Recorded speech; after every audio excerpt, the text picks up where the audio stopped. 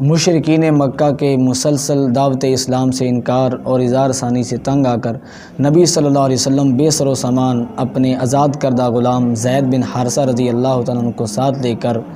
طائف کا سفر کرتے ہیں، اس امید سے کہ شاید وہاں کے لوگ میری بات کو سمجھ لیں، میری دعوت کو قبول کر لیں۔ نبی صلی اللہ علیہ وسلم طائف میں پہنچ کر وہاں کے بڑے بڑے سرداروں کو اسلام کی دعوت دیتے ہیں۔ نبی صلی اللہ علیہ وسلم ان کی خیرخواہی کرنے کے لیے وہاں گئے تھے، ان کی دنیا اور آخرت کو سنوارنے کے لیے گئے تھے، اور اس کا صلہ انہوں نے نبی علیہ السلام کو یہ دیا کہ نہ صرف اپنے شہر سے نکالا بلکہ آپ صلی اللہ علیہ وسلم کے پیچھے اپنی بستی کے اوباش بدماش گنڈوں کو لگا دیا، جو میرے نبی علیہ السلام کو پتھر مار رہے ہیں، نبی علیہ السلام دوڑ رہے ہیں اور وہ آپ صلی اللہ علیہ وسلم کے پیچھے ہیں، آپ کو تکلیف پہنچا رہے ہیں، چیخیں آوازیں نکال رہے ہیں۔ نبی صلی اللہ علیہ وسلم کے جسم سے اتنا خون بہتا ہے کہ آپ کے جوتے خون سے تر ہو جاتے ہیں۔ میرے نبی، میرے پیغمبر رحمت للعالمین،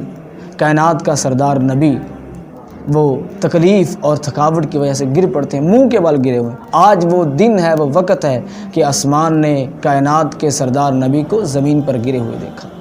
اللہ رب العزت جبریل علیہ السلام کو بھیجتے ہیں، فرشتوں کے سردار آ کر اللہ کے نبی علیہ السلام سے کہتے ہیں۔ اب اللہ کے پیغمبر کا ایک اور امتحان یہاں سے شروع ہو جاتا ہے کہ آپ علیہ السلام کو کس قدر تکلیف پہنچائی ہے، لہو لہان کر دیا گیا ہے، آپ زخمی ہو کر گر پڑے ہیں، اور آپ کا رب کہہ رہا ہے کہ اے میرے پیغمبر، اگر آپ چاہیں ان سے بدلہ اور انتقام لینا تو آسمانوں کا فرشتہ حاضر ہے، ان کو پہاڑوں کے درمیان پیس کر کے رکھ دیا جائے گا۔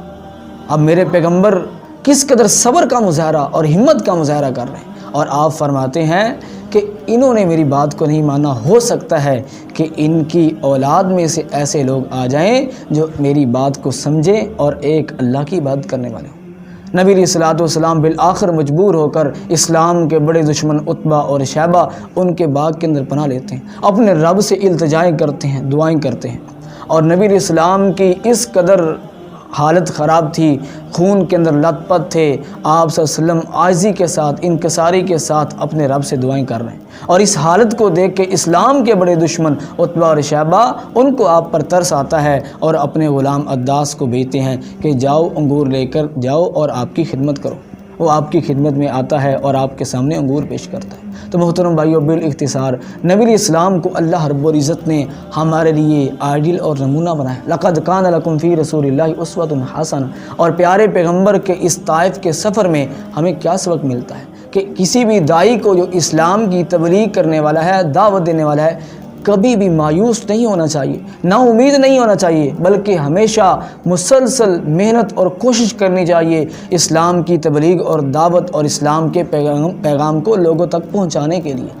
اور اس کے اندر آنے والی تکالیف کو برداشت کرنا اور ان کے اوپر صبر کرنا چاہیے، جس طرح کے پیارے پیغمبر علیہ الصلوۃ والسلام نے کیا۔ ہم ان کی امتی ہیں، کلمہ پڑھنے والے ہیں، اور نبی علیہ الصلوۃ والسلام لوگوں کے لیے رحمت بن کر آئے ہیں، اور وہ آپ کو تکلیفیں پہنچا رہے ہیں، آپ کو پتھر مار رہے ہیں، اور آپ صلی اللہ علیہ وسلم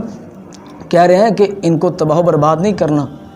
ان کی نسلوں سے لوگ پیدا ہوں گے۔ تو ایک داعی کو مسلسل پر امید رہنا چاہیے، کبھی مایوس نہیں ہونا چاہیے۔ اللہ رب العزت ہمیں کتاب و سنت کو سمجھ کر ان پر عمل کرنے کی توفیق عطا فرمائے۔